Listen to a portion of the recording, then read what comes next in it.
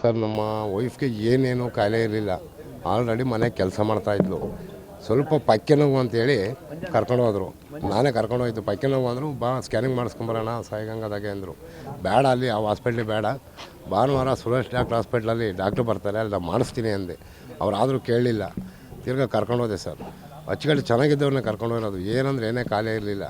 ಅಲ್ಲಿಗೆ ಹೋದ್ಮೇಲೆ ಹೋಗಿ ಕೇಳಿದು ಒಳಗಡೆ, ಸರ್ ಸ್ಕ್ಯಾನಿಂಗ್ ಮಾಡಿಸ್ಬೇಕಾಯ್ತು, ಸ್ವಲ್ಪ ಪಕ್ಕೆ ನೋವು ಅಂತಾರೆ ಅಂತ ಹೇಳಿ. ಸ್ಕ್ಯಾನಿಂಗ್ ಡಾಕ್ಟ್ರಿಲ್ಲ, ಶುಕ್ರವಾರ ಬರ್ತಾರೆ, ಶುಕ್ರವಾರ ಬರ್ರಿ ಅಂದರು. ಸರ್ ನಾನು ಆಚೆ ಕರ್ಕೊಂಬಂದ್ಬಿಟ್ಟೆ. ಅವಾಗಲೇ ನನ್ನ ಬಾಮೈದೆ ಏನು ಮಾಡಿದೆ, ಹಣ ಬಂದಿರೋದಕ್ಕೊಂದು ಇಂಜೆಕ್ಷನ್ ಹಾಕಿಸ್ಕೊಂಡು ಹೋಗೋಣ ಅಂದ. ನಾನೇನು ಮಾಡಿದೆ, ನಿಮ್ಗೆ ಹೇಳಿರಿ ಕೇಳಲ್ಲ, ಹೋಗಪ್ಪ ಒಂದು ಮಾಡಿಸ್ತೀರು, ನಾನು ಆಚೆ ಕಡೆ ಹೊರಗಡೆ ಇರ್ತೀನಿ ಅಂತೇಳಿ ನಾನು ಆಚೆ ಇದ್ದೆ.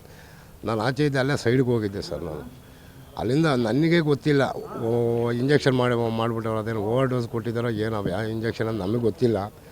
ಅವ್ರಿಗೆ ಕೊಟ್ಟರವ್ರಿಗೆ ಗೊತ್ತಿರುತ್ತೆ. ಅದು ಇಂಜೆಕ್ಷನ್ ಕೊಟ್ಟು ವಿತಿನ್ ಸೆಕೆಂಡಲ್ಲಿ ಮೂರ್ಛೆ ಹೋಗಿದ್ದಾರೆ.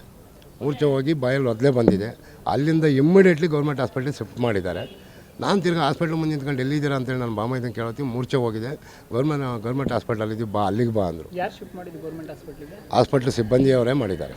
ಸಾಯಿಗಂಗಾ ಹಾಸ್ಪಿಟ್ಲ್ ಸಿಬ್ಬಂದಿಯವರೇ ಅವ್ರು ಶಿಫ್ಟ್ ಮಾಡಿದ್ದಾರೆ. ಶಿಫ್ಟ್ ಮಾಡಿದ್ರು. ನಾನು ಅಲ್ಲಿಗೆ ಹೋದೆ. ಅಲ್ಲಿಗೆ ಹೋಗೋದ್ರೊಳಗಲ್ಲೇ ಆಂಬುಲೆನ್ಸ್ ಕೇಳ್ತಾಯಿದ್ರು ಸರ್. ನಾನು ಇದೇನಿದು ಚೆನ್ನಾಗಿ ಕರ್ಕೊಂಬಂದಿದ್ನಲ್ಲ, ಕೆಲಸ ಮಾಡ್ತಿದ್ದವ್ರು ಕರ್ಕೊಂಬಂದು ಇದೇನು ಎಣದ ಥರ ಎಳೆದಾಡ್ತವ್ರೆ ಅಂತೇಳಿ ನಾನು ಆಂಬುಲೆನ್ಸಲ್ಲಿ ಬಂದು ಇಲ್ಲಿ ಬಂದರೆ 10 ರಿಂದ 15 ನಿಮಿಷ ಬದುಕೋದು ರೇರು. ಆಕ್ಸಿಜನ್ ತಗೊಂತಿಲ್ಲ. ಕೊನೆ ಫೈನಲ್ದು ಒಂದು ದಾರಿ ಇದೆ, ವೆಂಟಿಲೇಟರ್ ಆಕ್ಸಿಜನ್ನು. ಅದನ್ನು ತಗೊಂಡ್ರೆ ನಿಮ್ಮ ಪುಣ್ಯ, ತಗೊಳ್ಳಿಲ್ಲ ಅಂದ್ರೆ ನಾವೇನು ಮಾಡೋಕ್ಕೆ ಬರೋಲ್ಲ. ಏಜು ಚಿಕ್ಕ ಐತೆ. ಚಿಕ್ಕ ಏಜಲ್ಲಿ ಇರೋದ್ರಿಂದ ನೀವೇನು ಗಲಾಟೆ ಇನ್ನೊಂದು ಮಾಡಲ್ಲ ಅಂತ ಸೈನ್ ಹಾಕ್ಕೊಟ್ರೆ ನಾವು ಮುಂದಕ್ಕೆ ಟ್ರೀಟ್ಮೆಂಟ್ ಮುಂದುವರಿಸ್ತೀವಿ ಅಂದರು. ಸರ್ ನಾವೇನಕ್ಕೆ ಸರ್ ಗಲಾಟೆ ಮಾಡಲ್ಲ, ನಮಗೆ ಪ್ರಾಣ ಉಳಿಬೇಕು ಅಷ್ಟೇ. ನಮ್ಮ ಗಲಾಟೆಯಿಂದ ಏನಾಗಬೇಕಾಗಿದೆ, ಪ್ರಾಣ ಉಳಿಸ್ಕೊಡಿ ಅಂತೇಳಿ ಸೈನ್ ಹಾಕಿ ಅಡ್ಮಿಟ್ ಮಾಡಿದ್ರು ಸರ್.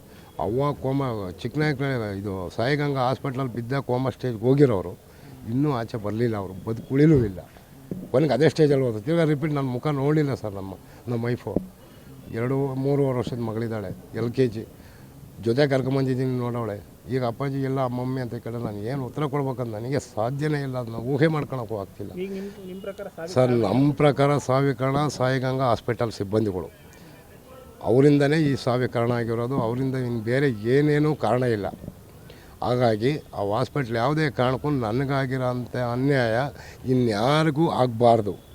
ವಿತ್ತು ನನ್ನ ಮಗಳಿಗೊಂದು ನ್ಯಾಯ ಬೇಕು. ಆ ಹಾಸ್ಪಿಟ್ಲಿಂದ ತೆಗಿಬಾರ್ದು. ನನಗಾಗಿರೋ ಅನ್ಯಾಯ ಬೇರೆಯವ್ರಿಗೆ ಆಗಬಾರ್ದು. ನನ್ನ ಮಗಳಿಗೆ ನ್ಯಾಯ ಕೊಡಿಸಿ ಸರ್, ಅಷ್ಟೇ ನಾನು ಬಿಡ್ಕೊಳ್ಳೋದು. ಮಾತಾಡೋದು ಸರ್. ಹ್ಞೂ ಸರ್, ಖಂಡಿತ 100% ಆ ಇಂಜೆಕ್ಷನ್ ಕೊಟ್ಟು ರಿಯಾಕ್ಷನ್ ಆಗಿರೋದು. ಅದು ಖಂಡಿತ ಅದರಿಂದಲೇ ಆಗಿರೋದು, ಬೇರೆ ಏನಿಲ್ಲ ಸರ್. ನನ್ನ ಹೆಸರು ಗಂಗಾಧರ್ ಅಂತ. ನಮ್ಮ ವೈಫ್ ಹೆಸರು ಪುಷ್ಪವತಿ ಅಂತೇಳಿ. ಆ ಇಂಜೆಕ್ಷನ್ನೇ ಕಾರಣ ಸರ್, 100% ಇಂಜೆಕ್ಷನ್. ಯಾಕೆಂದ್ರೆ ನಾನು ಕೆಲಸ ಮಾಡ್ತಿದ್ದವ್ರು ಕರ್ಕೊಂಡು ಹೋಗಿದ್ದು, ಯಾವುದು ಕಾಯಿಲೆ ಇರಲಿಲ್ಲ ಅವ್ರಿಗೆ.